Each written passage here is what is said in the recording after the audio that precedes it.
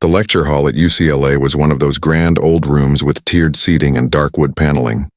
It smelled of floor wax and old books. Over 150 students were silently taking notes or fighting sleep as Professor Thompson, a man who wore his academic arrogance like a tweed jacket, paced the stage. He was holding a single essay in his hand, holding it away from his body as if it were contaminated. "And then we have this," Professor Thompson said, his voice dripping with condescension. The microphone amplified his sigh. "Mr. Jim Pacquiao, are you present?" Jimuel, who just went by Jim here, felt a hot knot of dread in his stomach. He had purposefully enrolled under his mother's maiden name first, then legally as Pacquiao, but had avoided all connection to his father. He just wanted to be a normal student. "Yes, sir." "Here," Jim said, raising his hand slightly. "Ah, yes." Thompson turned to him, a cruel smile playing on his lips. "I must admit, your essay, well, it was exactly what I expected. It's forceful, like a blunt instrument." The class was silent. Jimuel's face began to burn. "Professor, I don't understand what you mean." "Of course you don't," Thompson said with a short, barking laugh. He held the paper up. "This essay on Hemingway, it's all guts, Mr. Pacquiao, all physical. There is zero intellectual nuance. It's what I'd expect from your bloodline. You could have heard a pin drop. The injustice was so thick it was suffocating. This was no longer academic criticism. This was a personal racial attack. My bloodline, sir," Jimuel asked, his voice shaking. "Yes, you can't escape genetics, can you?" Thompson said, walking closer to the edge of the stage. "My advice? Leave the intellectual pursuits to those who are built for it. Go hit a punching bag. It's what you and your family are good at." A few students in the front row snickered. Jimuel felt his entire body go cold. He had just been racially stereotyped and humiliated by his professor in front of 150 of his peers. Professor Thompson tossed the essay onto the floor of the stage. A clear F, he had just humiliated a student. He had no idea he had just ended his own career. Because what Jimuel's father did next didn't just shock the campus. It forced the entire University Board of Regents to issue a public apology. To understand the pain of that moment, you have to understand Jimuel. All his life he had lived inside a shadow. It was a glorious shadow, a shadow cast by a legend. The name Pacquiao was a synonym for hero in his home country, a name that meant strength, power, and the roar of a million people chanting. It was a name that could open any door, but to Jimuel it was also a gilded cage. From the time he was a small boy, everyone, family, friends, strangers, had looked at his hands. They weren't looking at him. They were looking for a reflection of his father. They didn't ask, "What do you like?" They asked, "When do you start training?" He did train. He did box. He respected his father's craft. But in his heart he was a different person. His rebellion wasn't loud. It was quiet. It took place in the silent hours of the night, not under the glare of ring lights, but under the soft glow of a reading lamp. While his name destined him for the ring, his soul led him to the library. He loved the complex worlds built by words, the intellectual battles fought on the page. He didn't want to be a fighter. He wanted to be a thinker. Getting into UCLA wasn't an act of privilege. It was an escape. He had applied using every academic credential he had, earning a merit scholarship based on his grades and his entrance essays. He had earned his place. He chose UCLA specifically because it was a massive public university, a place where he could just be Jim, a face in a sea of 30,000 undergraduates. He never told anyone who his father was. He just wanted for the first time in his life to be judged on his own merits. He wanted to win, not with his fists, but with his mind. This literature class was his favorite. Professor Thompson, despite his arrogance, was a respected scholar of 20th century American lit. And the essay on Hemingway, was meant to be Jimuel's masterpiece. It was more than just an assignment. It was his Declaration of Independence. He had spent 3 weeks on it. He haunted the Powell Library until 4 a.m. His roommates thought he was crazy.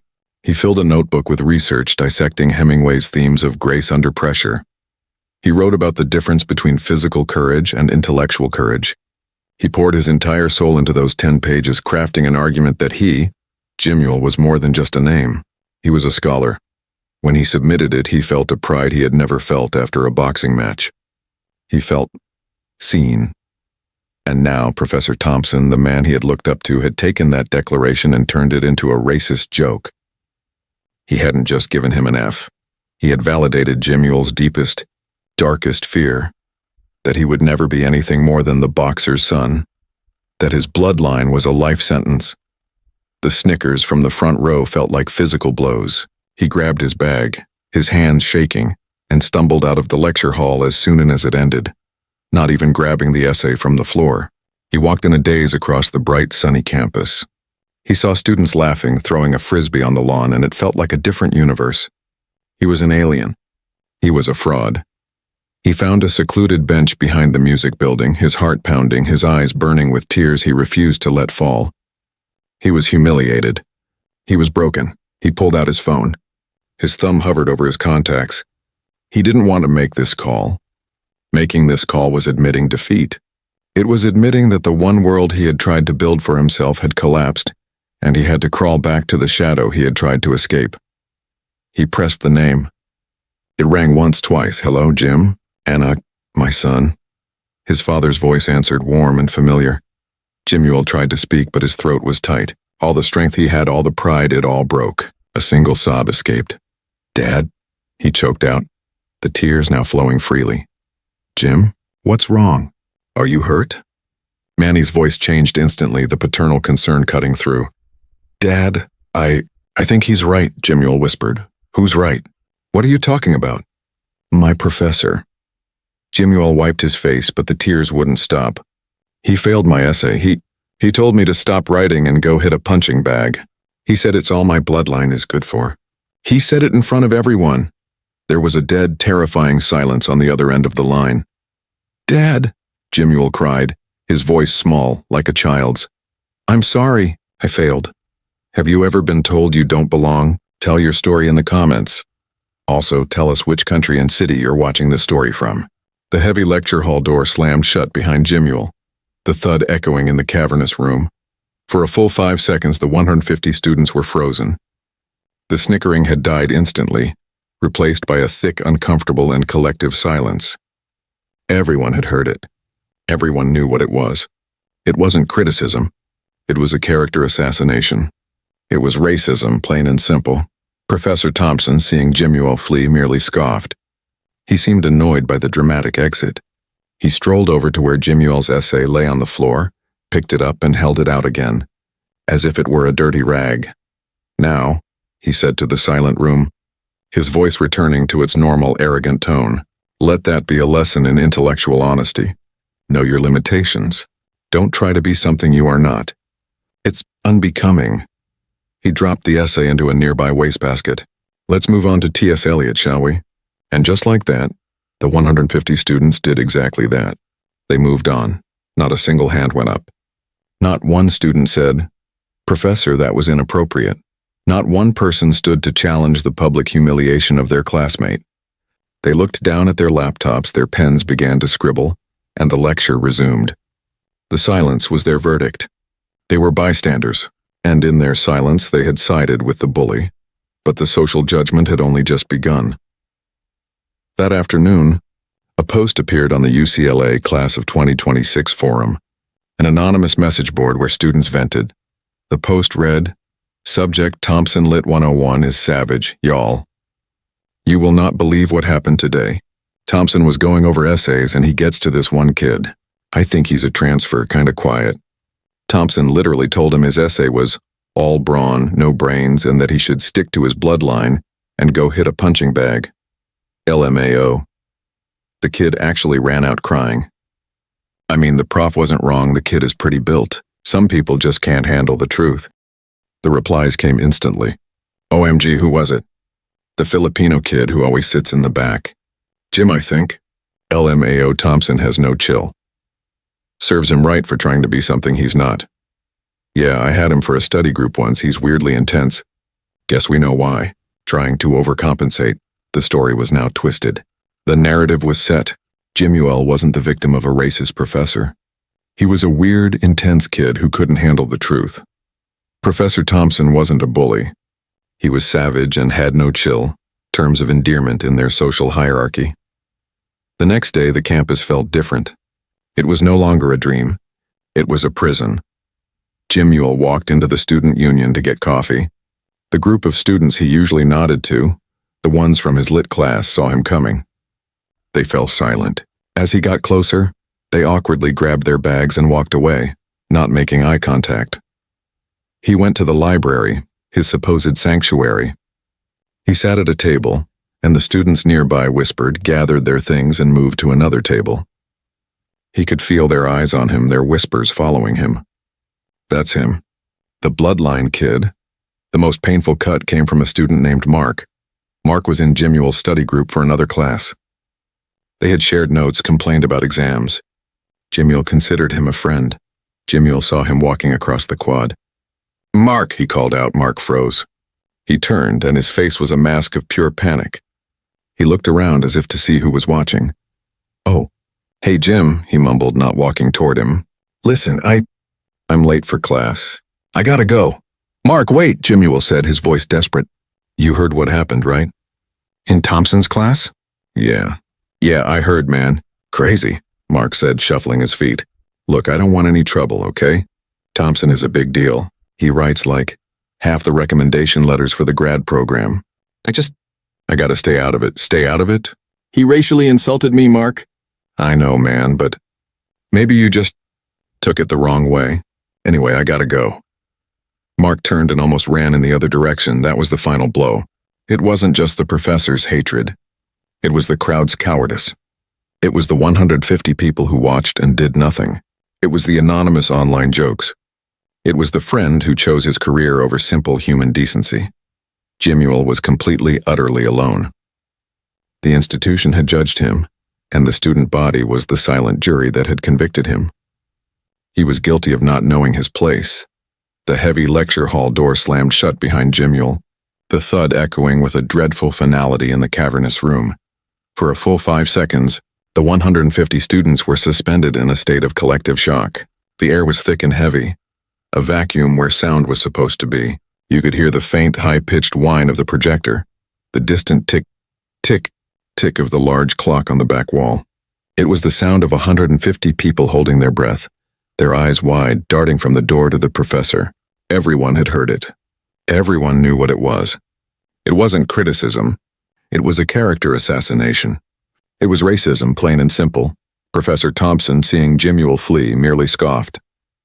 He seemed annoyed, as if Jimuel's pain was a personal inconvenience. He strolled over to where Jimuel's essay lay on the floor, picked it up between his thumb and forefinger as if it were a dirty rag, and held it out again. "Now," he said to the silent room, his voice returning to its normal, arrogant, booming tone, "let that be a lesson in intellectual honesty. Know your limitations. Don't try to be something you are not. It's unbecoming." He dropped the essay into a nearby wastebasket. "Let's move on to T.S. Eliot, shall we? Page 342. And just like that, the spell was broken. It was a mass hypnosis. The rustle of 150 notebooks, the click-clack of 100 laptops, the squeak of chairs all resumed. Not a single hand went up. Not one student said, "Professor, that was inappropriate." Not one person stood to challenge the public humiliation of their classmate. They looked down at their screens, their pens began to scribble, and the lecture resumed. The silence was their verdict. They were bystanders, and in their silence they had sided with the bully. But the social judgment had only just begun. The classroom was just the courtroom. The rest of the campus was the execution. That afternoon, a post appeared on the UCLA Class of 2026 forum, an anonymous message board where students vented. The post read, "Subject, Thompson Lit 101 is savage. Y'all, you will not believe what happened today." Thompson was going over essays and he gets to this one kid. "I think he's a transfer, kinda quiet." Thompson literally told him his essay was all brawn, no brains, and that he should stick to his bloodline and go hit a punching bag. LMAO. The kid actually ran out crying. I mean, the prof wasn't wrong, the kid is pretty built. Some people just can't handle the truth. The replies came instantly. OMG, who was it? The Filipino kid who always sits in the back. Jim, I think? LMAO Thompson has no chill. Serves him right for trying to be something he's not. Yeah, I had him for a study group once, he's weirdly intense. Guess we know why. Trying to overcompensate. IDK, man. Sounds pretty harsh. Telling someone to stick to their bloodline is kinda messed up. Oh, stop being woke. It was an academic critique. Thompson's a legend. If the kid can't take the heat, he should have stayed in whatever community college he came from. Don't be a snowflake, the story was now twisted. The narrative was set. Jimuel wasn't the victim of a racist professor. He was a weird, intense kid who couldn't handle the truth. Professor Thompson wasn't a bully. He was savage and had no chill, terms of endearment in their social hierarchy. The next day, the campus felt different. It was no longer a dream. It was a prison. The warm California sun felt cold. Jimuel went to Ackerman Union for lunch, hoping to lose himself in the crowd. He got his food and looked for a table. He spotted an empty seat at a large 8-person table where a few other students were chatting. He sat down, the chatting stopped. The students, all from his lit class, looked at him, then at each other. Oh, one girl said, suddenly checking her phone. Crap, I totally forgot. I have that meeting, I gotta go. She gathered her things and fled. A second later, one of the guys stood up. Yeah, I should probably, go study. Within 60 seconds, the entire table had evaporated, leaving Jimuel alone at a massive table, a solitary figure in a sea of noise and laughter. He went to the library, his supposed sanctuary. He sat at a table and the students nearby whispered, gathered their laptops and moved to another table. He could feel their eyes on him, their whispers following him. That's him, the bloodline kid. The most painful cut, the one that severed his last nerve, came from a student named Mark. Mark was in Jimuel's sociology study group. They had shared notes, complained about exams, grabbed coffee. Jimuel considered him a friend. Jimuel saw him walking across the quad, backpack slung over one shoulder. Mark, he called out, a desperate hope in his voice. Mark froze. He turned, and his face was a mask of pure panic. He looked around as if to see who was watching. Oh, hey Jim, he mumbled, not walking toward him. Listen, I'm late for class. I gotta go. Mark, wait, Jimuel said, walking up to him. You heard what happened, right? In Thompson's class? Yeah, I heard, man. Crazy, Mark said, shuffling his feet, unable to make eye contact. Look, I don't want any trouble, okay? Thompson is a big deal. He's the department head. He writes like half the recommendation letters for the grad program. I gotta stay out of it. Stay out of it? Jimuel's voice cracked. He racially insulted me, Mark. In front of everyone. Mark winced and took a step back. I know, man, but maybe you just took it the wrong way. You know how he is. He's just old school. Anyway, I really gotta go. Mark turned and almost ran in the other direction. That was the final blow. It wasn't just the professor's hatred. It was the crowd's cowardice. It was the 150 people who watched and did nothing. It was the anonymous online jokes. It was the friends who chose their careers over simple human decency. Jimuel was completely, utterly alone. The institution had judged him, and the student body was the silent jury that had convicted him. He was guilty of not knowing his place. There was a dead, terrifying silence on the other end of the line. Jimuel was still sobbing, the phone pressed hard against his ear. Dad, I failed. Then his father's voice came. It wasn't the warm, comforting voice he had expected. It wasn't angry. It wasn't loud. It was something else. It was quiet, cold, and dangerously calm. It was the voice Jimuel had heard only a few times in his life, usually directed at an opponent in the seconds before a match. It was a voice stripped of all emotion, leaving only a pure, focused, diamond-hard intent. Jim, Manny said. The word was a sharp, clean cut. Listen to me. What is the full name of this professor? Jimuel, startled by the tone, pulled back. What, Dad, why? His full name now? Professor Harrison Thompson. Literature 101. But Dad, listen. And his next class? The same class. It's on Wednesday at 10 a.m., but Dad, please, Jimuel was panicking now. The last thing he wanted was a media circus. Please don't do anything. Don't call him. Don't post on Twitter. You'll just make it worse. Everyone will say I'm just a crybaby running to my famous father. It will prove him right. It will prove I'm just a bloodline. Please, Dad. I'll handle it. I'll drop the class. It's fine. There was another long, heavy pause on the line. Jimuel could hear his father's breathing, a slow, controlled, rhythmic inhale and exhale. It was the breathing of a man regulating his own heart rate. Then the coldness vanished. The warm, paternal voice returned as if a switch had been flipped. "Okay, Anak, my son," Manny said, his voice suddenly gentle. "You are right. You are a man. You handle it, you rest. Don't worry about this. Your mother and I, we are proud of you no matter what. I love you." Jimuel hung up the phone, his body slumping in relief, and a strange, hollow disappointment. He was glad his dad wouldn't cause a scene. But he also felt like his father had just accepted the situation. He felt his dad was telling him to just endure it. He felt once again completely and utterly alone. He silenced his phone, threw it onto his bed, and buried his face in his pillow, succumbing to his exhaustion and shame. He didn't know his father had lied. The scene changes. It is 4 a.m. in Manila. Manny Pacquiao is in his home office, a vast room paneled in dark, rich mahogany. The call with his son has just ended. He puts his phone down on the heavy desk. He does not slam it. He places it slowly and deliberately.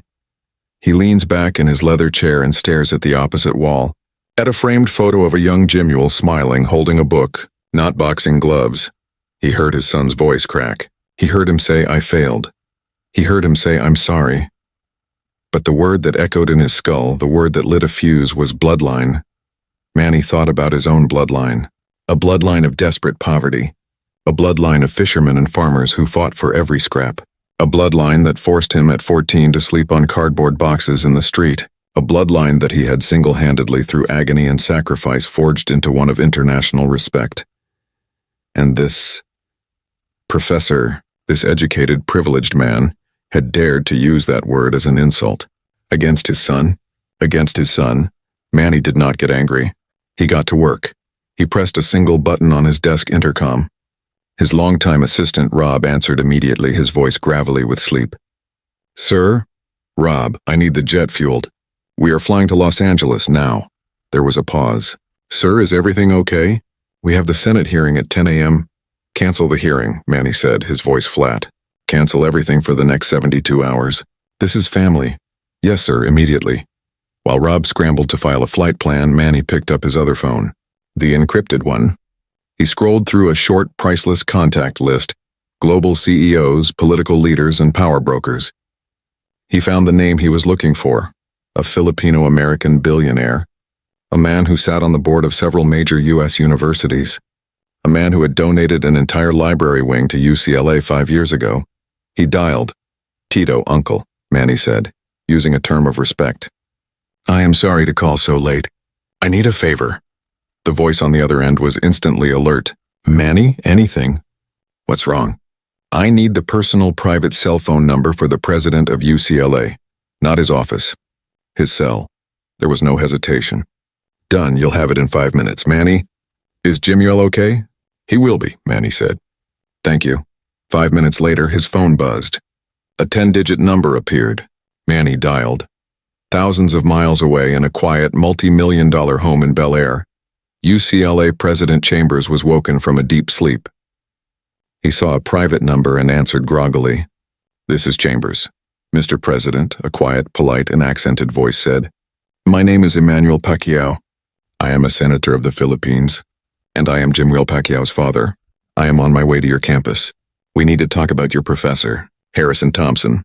Back at UCLA, it was now Tuesday. The campus moved on. Professor Thompson was sipping a latte, arrogantly unaware. Jimuel was in his dorm room, blinds closed, the world shut out. The entire university was oblivious, but 30,000 feet above the Pacific Ocean, a storm was moving at 600 miles per hour. A father-shaped hurricane was coming, and nobody saw it coming. It was Wednesday, 10 a.m. The lecture hall was full again. Professor Thompson was on stage, a picture of academic authority in his tweed jacket, sipping from a ceramic mug. He was lecturing on the deconstruction of the American ego in T.S. Eliot. Jimuel was there. He hadn't wanted to come. His father's gentle, "Okay, son," on the phone had felt like a surrender, a final confirmation that he was, in fact, alone. He had dragged himself out of his dorm, his eyes hollow from lack of sleep. He didn't come to learn. He came as an act of defiance to show the professor and the 150 students who had silently judged him that he wasn't broken. He sat in the very last row at the very top of the tiered amphitheater, his baseball cap pulled low, trying to make himself invisible. The intellectual cowardice of the modern man is a failure of breeding, Thompson said, his voice dripping with its usual disdain.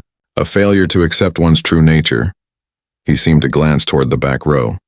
A few students in the front, his sycophants, snickered. At that exact moment, 10:15 a.m., the two large, heavy oak doors at the top of the lecture hall swung open with a thud. Everyone looked up, annoyed by the interruption. Professor Thompson stopped mid-sentence. "Excuse me," he barked.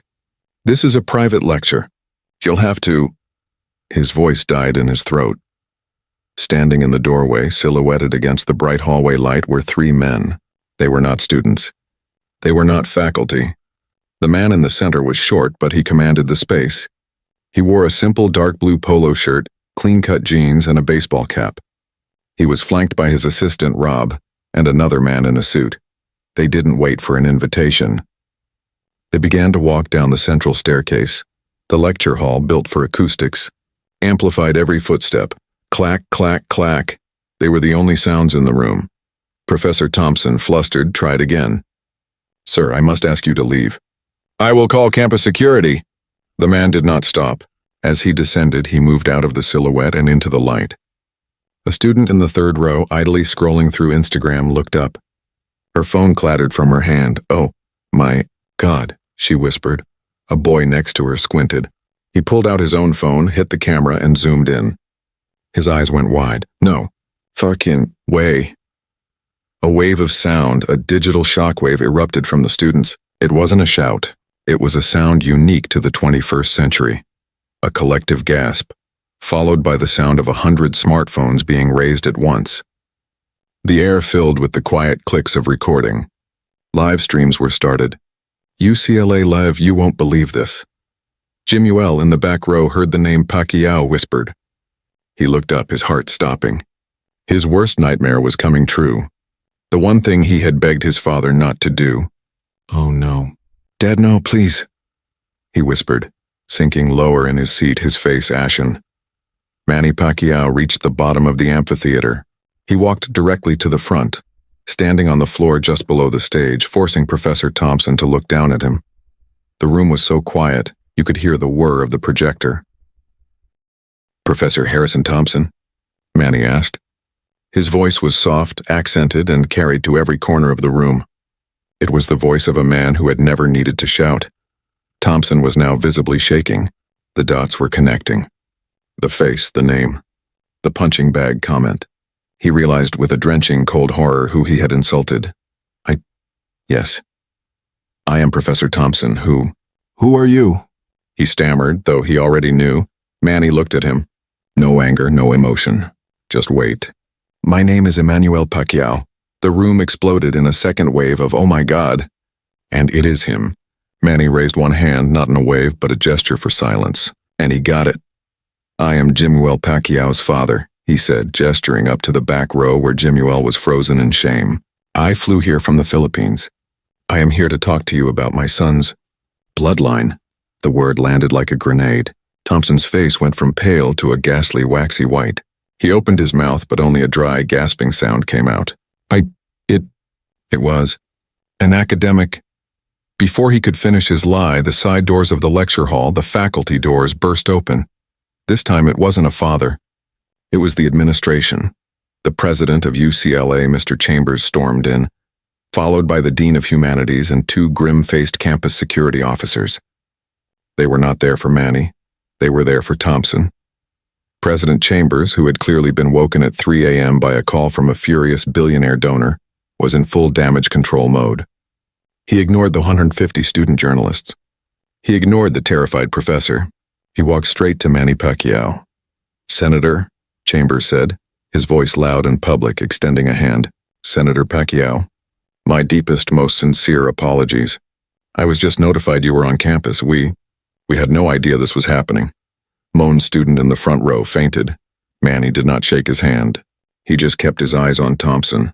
"Mr. President," Manny said, his voice still quiet, "I am not here as a senator.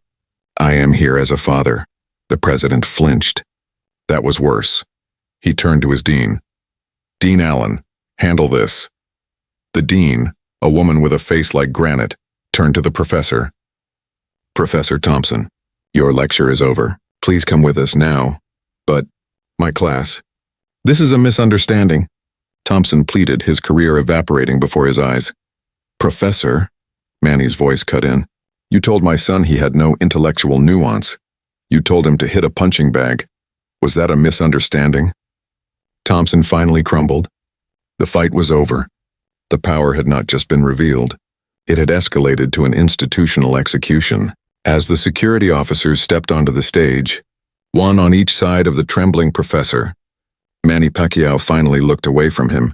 He turned, and his gaze traveled all the way up to the last row, past the sea of smartphones, and locked onto the eyes of his son.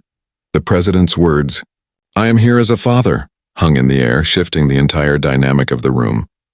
This was no longer a university matter. It was a primal personal confrontation. Professor Thompson, now cornered on his own stage, looked frantically between the university president, the dean, and the impassive Manny Pacquiao. He was a rat in a trap, and the walls were closing in. He saw his entire 30-year career, his revered status, his book deals, all turning to ash. He did the only thing he could. He tried to hide behind the very institution he had just disgraced. "You can't do this." Thompson shrieked, his voice cracking, a pathetic, high-pitched sound. "I have tenure.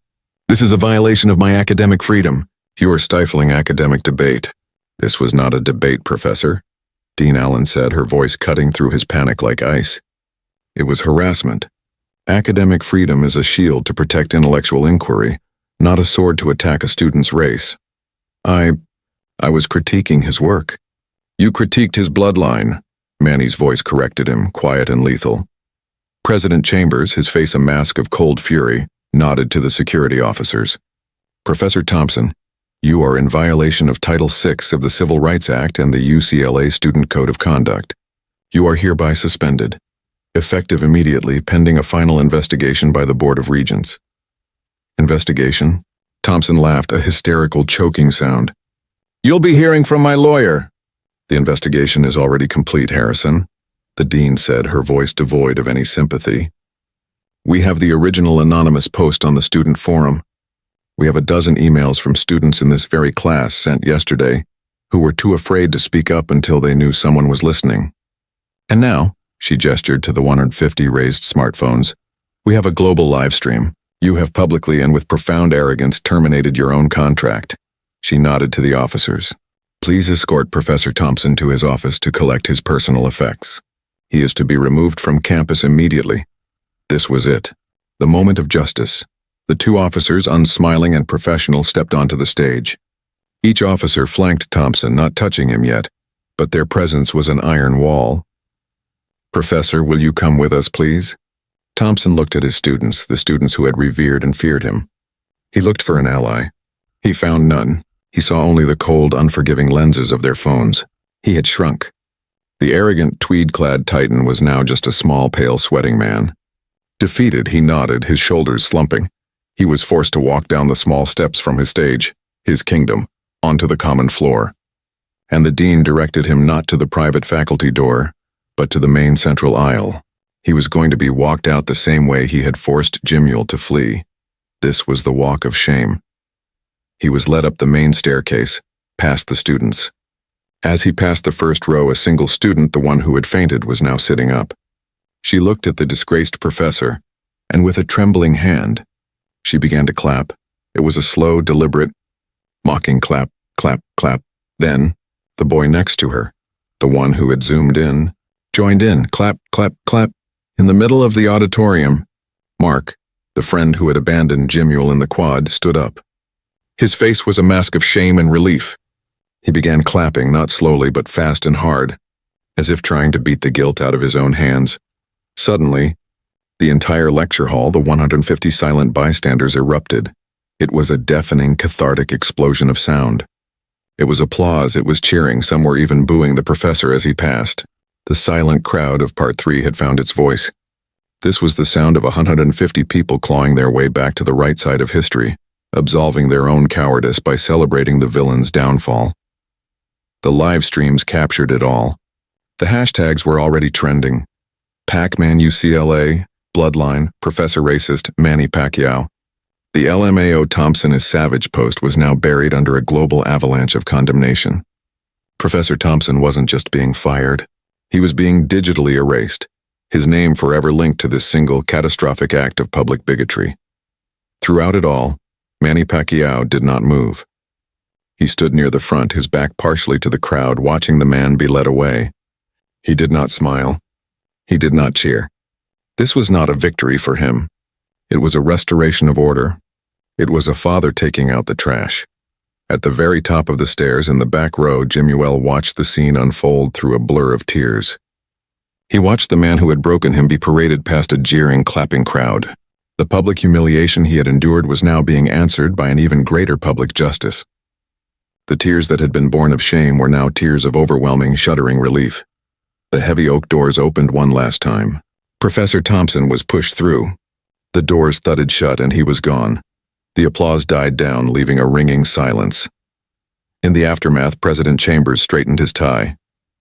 He turned to Manny, his damage control face firmly in place. "Senator, again on behalf of the entire university, I cannot begin to express..." But Manny Pacquiao wasn't listening. He didn't even look at the president. His gaze was fixed, traveling all the way to the top row of the lecture hall where his son was still sitting. President Chambers and the dean stood awkwardly in the aisle, ready to manage the PR crisis. But Manny Pacquiao did not look at them. His entire focus was on the top row, where his son was still sitting, his head buried in his hands. Ignoring the university officials, the 150 stunned students, and the sea of smartphones still recording, Manny began to walk. He started the long climb up the steep stairs of the lecture hall. It was a different kind of ring walk. The students in his path didn't just move. They retreated. They scrambled out of their seats, pressing themselves against the walls as if a force of nature was moving through them. They were silent, their faces a mixture of awe, fear, and profound shame. The only sound was Manny's steady footsteps on the stairs, a slow, determined, rhythmic ascent. He reached the top row. Jimuel hadn't moved. He was still hiding, ashamed of his tears, ashamed of the spectacle. Manny stood over him. He didn't say a word. He simply reached down with both hands and gently, firmly, pulled his son up from the chair. Jimuel, his face wet with tears, stumbled into his father's arms, and there, in front of the entire class that had watched him be humiliated, Manny Pacquiao hugged his son. He held him not just as a father, but as a protector. He held the back of Jimuel's head, pressing his face into his shoulder. It was a hug that said everything. "I am here. You are safe. You are not a failure. You are my son." "It's okay, Anak," Manny whispered, his voice thick with an emotion the world had never heard from him. "It's okay. You did not fail. You did nothing wrong. He failed. They failed." Jimuel, who had held his grief and humiliation in for 48 hours, finally let go. He sobbed into his father's chest, a complete shuddering release of all the pain. The symbolic closure was complete. The victim was restored. After a long moment, Manny let his son go but kept one arm firmly around his shoulder. He turned him, and together they faced the 150 students below. They were a united front. The phones were still recording. Manny looked down, making eye contact with the students in the front, the ones who had snickered. "You have your phones," Manny said, his voice quiet, but it carried across the now sacred silence of the room. "Keep them on. I want you to record this." He took a breath. "This professor, he talked about my son's bloodline." He spoke the word bloodline as if it were a jewel, not a slur. "My bloodline is not about fighting. It is not about brawn. My bloodline is about poverty. It is about a 14-year-old boy in the Philippines who slept on cardboard in the street, a boy who was starving. My bloodline is about promising God that if I ever had children, they would never ever know that kind of hunger. They would have the one thing I never did, an education." He paused, his grip tightening on Jimuel's shoulder. "My son, he did not want to fight. He wanted to be a scholar. He wanted to write. He wanted to be here at this great university and win with his mind." He then looked at Jimuel, a look of profound, almost overwhelming pride on his face. "The professor said my son had no intellectual nuance, and he was wrong. My son is stronger than I will ever be. He has more courage, because it takes courage to fight in a ring. But it takes a greater courage to fight for your own identity, to be a scholar when the whole world tells you to be a fighter." Then his gaze swept across the room, addressing the silent crowd. "But the most dangerous man in this room, "'Twas not the professor," he said, his voice dropping. "It was the 150 of you who were silent. You are the future. You are smart. You are here to learn. But your mind is useless if you do not have a heart. And your education is worthless if it does not teach you to stand up for the person next to you." He let that sink in. The students who had clapped for the professor's removal now looked down, their shame returning. "Do not be silent," Manny commanded. "When you see injustice, you speak. You speak for those who cannot. That is true strength.